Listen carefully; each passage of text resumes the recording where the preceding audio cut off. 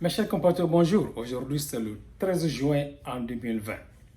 Nous allons encore essayer de parler de notre pays, la République de Guinée. Mais avant, essayons d'écouter l'opposant historique, M. Alpha Condé. Lorsque vous êtes un opposant, que vous luttez pour la démocratie, qu'à chaque élection, le pouvoir en place fraudé se maintient, à la fin, qu'est-ce que vous faites? Vous recourez aux armes. Monsieur le Président, il y a beaucoup de vérité dans ce que vous dites. Sauf que l'opposition que nous avons a toujours voulu être une opposition républicaine. Elle est composée des gens, hommes et des femmes, qui sont nés en Guinée, grandis en Guinée, ils ont leurs parents en Guinée, ils ont leurs parents qui sont nés en Guinée, et ce sont des gens qui ne peuvent pas se permettre de certaines choses. Ils savent qu'avant d'arriver au bout du dictateur, beaucoup de personnes vont perdre leur vie, et ces personnes sont leurs frères, leurs mamans, leurs cousins, etc. Le pays va être détruit. C'est le seul pays qui connaisse la République de Guinée. Aujourd'hui, le problème que nous avons, c'est un problème politique qui est artificiellement créé par vous, Monsieur le Président.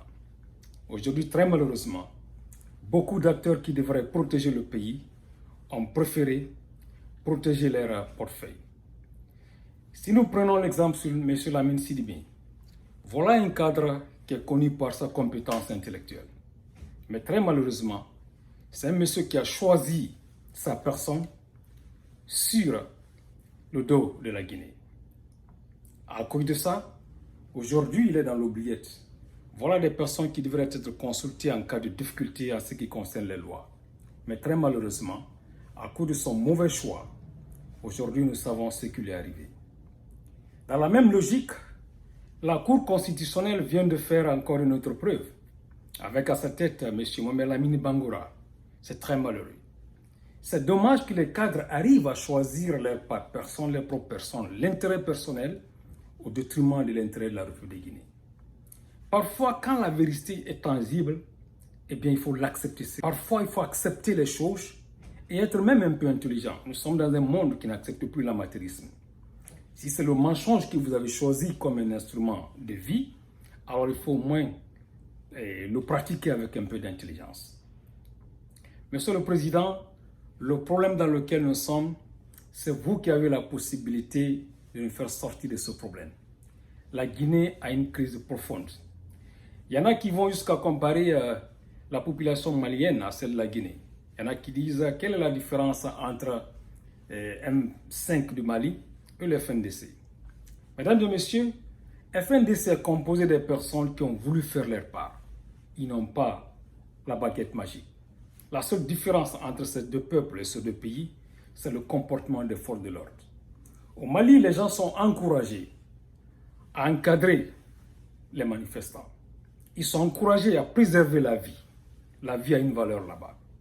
En Guinée, nos forces de défense ont préféré choisir un homme. C'est des gens qui n'hésitent pas à tuer sur la population. Mais aussi, c'est un comportement qui est bien encouragé par le président de la République. De par ses discours et avec tout ce qui s'est passé, plus de 200 morts sans enquête, eh bien, ce sont des éléments qui encouragent ce dictateur de fait. C'est comme, par exemple, cette sortie. Ils sont armés. Je n'ai pas envoyé mes militaires, mes policiers contre des gens qui ont des armes de guerre, des mains nues. Donc, à ce moment-là, s'ils tirent, ils le tireront. Et s'ils sont menacés, ils tirent. Parce que c'est des bandits de grand chemin. Donc ça, c'est le rôle des BAC. Mais les BAC sont bien armés, ils sont bien protégés, ils ont des gilets pare-balles, pour que si on tire sur eux, qu'ils se meurent. Donc, si on... Les gens vont protester, mais si on tire la moitié des coupeurs de route, il n'y aura plus de coupeurs de route. Monsieur le Président, un chef d'État ne dit pas tout. Un chef ne dit pas tout ce qui lui vient dans sa tête. Parce que surtout, quand vous êtes face aux officiers. Parce que certains mots, certaines phrases sont considérées comme des ordres à exécuter. Alors, si nous sommes dans cette situation, c'est bien vous, Monsieur le Président, le seul responsable. Le grand problème qu'on a aujourd'hui en Afrique, c'est qu'il faut qu'on rassure. Quand quelqu'un perd le pouvoir, il faut qu'on rassure, ça dit qu'on ne va pas le poursuivre ses partisans ou sa famille, etc.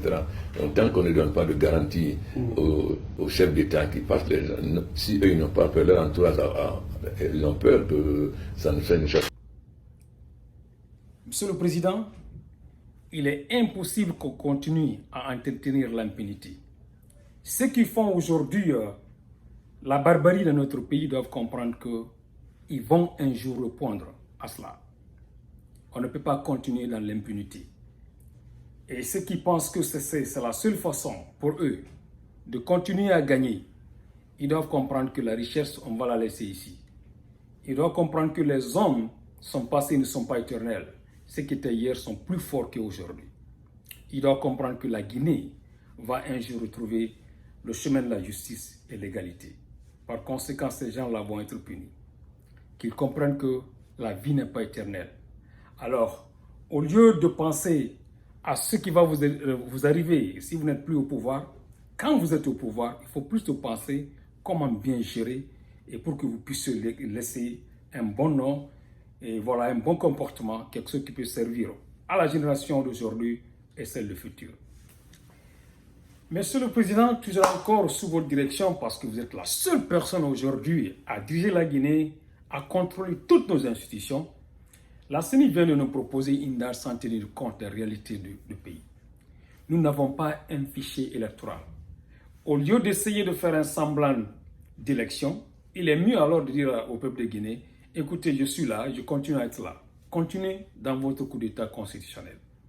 Mais sinon, aucune élection crédible ne peut être organisée comme ça en Guinée, avec ce fichier.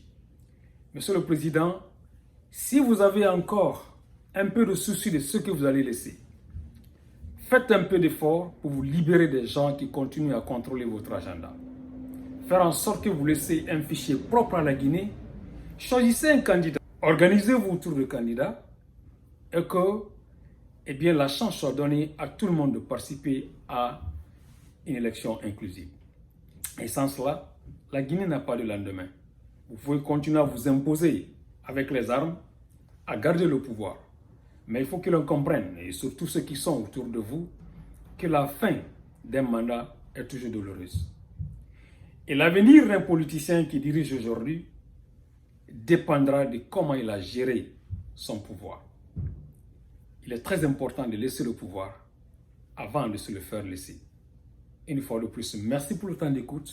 C'est votre frère, Elhadji Abdoulaye Amy Soumare. À bientôt.